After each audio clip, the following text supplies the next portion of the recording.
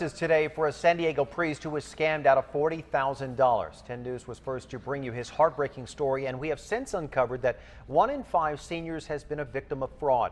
10 News reporter Steve Fiorina is now live. And Steve, today that scammer actually learned his punishment as well. His punishment, the DA initially wanted him to go to prison, but he was okay with local jail time because there was a plea bargain of guilty. This is a mugshot of Earl Roberts, sentenced to 365 days in county jail for swindling a retired priest of much of his life savings, over $40,000.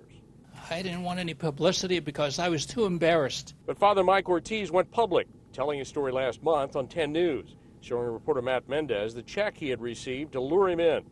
$1.6 million, supposedly coming from Publishers Clearinghouse sweepstakes. It was real, a professional check with the logo of the publishing company as well as the banks. Father Ortiz was repeatedly pressured by the defendant to wire money to a bank in South Carolina.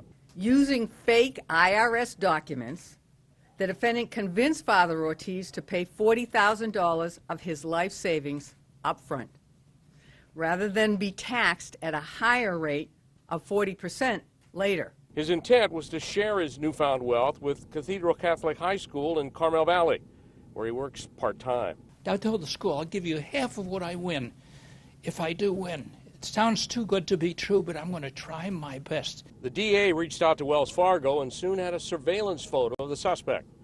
Roberts was arrested in Atlanta, extradited back to San Diego for prosecution. The money hasn't been found. The Wells Fargo closed that particular account with pennies left in it. So there's nothing in that account. But I'm hoping to engage the FBI on the East Coast to see if they can do some follow-up inquiries on our behalf. Now, the judge did order restitution of $50 per month, but it would take decades to get the priest all of his money back. Live downtown, Steve Fiorina, 10 News.